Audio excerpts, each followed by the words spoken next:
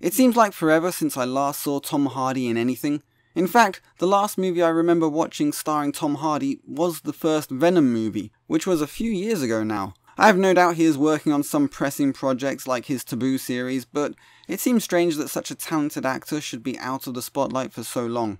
Before I get started, please consider subscribing, as that would really help me out, and if you like this content, give it a like. Okay, on with the review. I enjoyed the first Venom movie. It was a little lackluster, but a good solid movie that was pretty well paced and generally fun and watchable. It was never going to be in anyone's favourite movie list, but it may have made it into some people's top 10 favourite comic book movies. Venom Let There Be Carnage is a different beast altogether, whilst basically being exactly the same.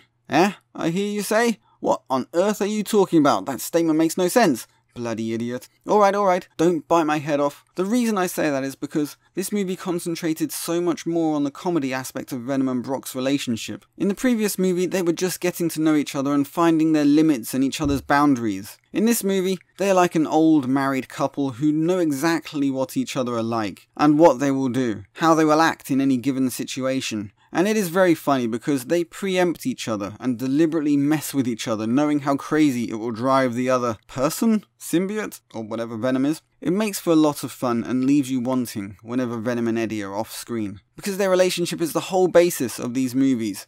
If there was no villain to fight or bad guys to beat up, it would still be a joy to watch them arguing back and forth, or enjoying their little bromance as they support each other as best they can. The second point about this essentially being the same movie stems from the way in which the story evolves. Yet again, we have a disagreement between symbiote and host, which causes them to go their separate ways. At one point, they even manage to get into a physical fight with themselves. But after some soul-searching and general silliness on the part of Venom, they again realise they are stronger and more powerful together. It kind of felt like the producers said to themselves, well, the first one worked really well. We made a killing at the box office, so let's just do it again. And that is essentially what they did. They changed the bad guy, but the beats of the movie all feel the same. The supporting cast was great, with special mentions for Michelle Williams, who really pulls off the ex who knows exactly what Eddie and Venom are like, and can also predict what they are both thinking, which makes for a great addition to the double act.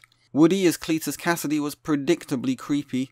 It is a character he could pull off in his sleep, so I wasn't hugely taken with it, but I did think it was easily convincing enough for this movie. It was just a shame that we didn't get to spend a little more time with him before he became Carnage, because it would have been good to flesh out the character a bit more. Now, apparently Andy Serkis was chosen to direct this movie based on his experience with CGI, and let's face it, nobody on earth has been CGI'd more than Andy Serkis. I'm sure most people have no idea what the guy even looks like. I can almost see casting directors expecting Gollum or a gorilla to come walking in the door rather than the rather unassuming Englishman, who by all accounts is a very modest and likeable guy. Now, I've seen Andy talk about this movie, and he was very enthusiastic and seemed very understanding of the character. Or at least Tom Hardy's vision of the character, which is honestly a very good and fun version. I'm sure there are a lot of people that want Venom to be more of a villain, but I think he makes a great anti-hero, and the balance between Venom's naturally aggressive tendencies and Brock's more law-abiding peaceful nature make for just a really great double act. Ruben Fleischer, who directed the first movie, managed to keep the movie well-paced and balanced, which makes for a very comfortable and fully formed story. Andy, on the other hand,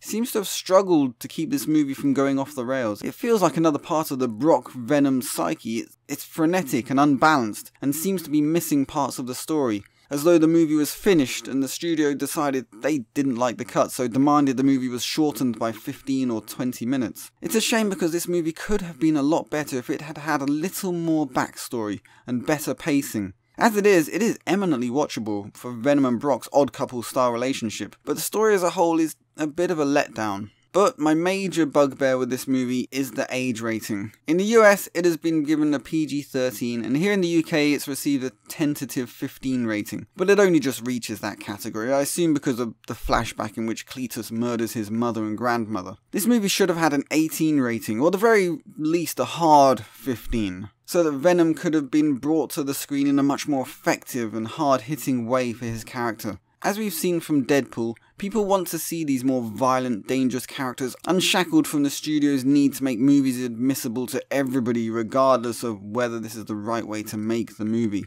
If they really wanted to make money, they would not make fan-driven content that simply doesn't appeal to the fans, a very pressing issue in this day and age. Another thing that is worth pointing out is that this movie is not woke. Regardless of what left-wing nutjobs say about Brock and Venom's relationship, which incidentally is clearly based upon their shared lives and experiences, that has bred a special bond between them. Yes, they race-swapped Shriek, but it doesn't feel forced, so is not a problem. Maybe it's down to a more balanced British influence that means the moments that seem kind of woke also feel as though the movie is poking fun at them at the same time. So my conclusion is that Venom, Let There Be Carnage is not a great movie. It is not even close. In fact, some people would say the first movie was better. But what this movie lacks in gravitas, it makes up for being a lot of fun and not taking itself seriously. I enjoyed this movie and I am looking forward to finding out what that end credits teaser was all about. This has been Movie Suck, wishing you all a very good day and a better tomorrow. Signing out. Leave a like, share, subscribe, and I will catch you guys on the flip side.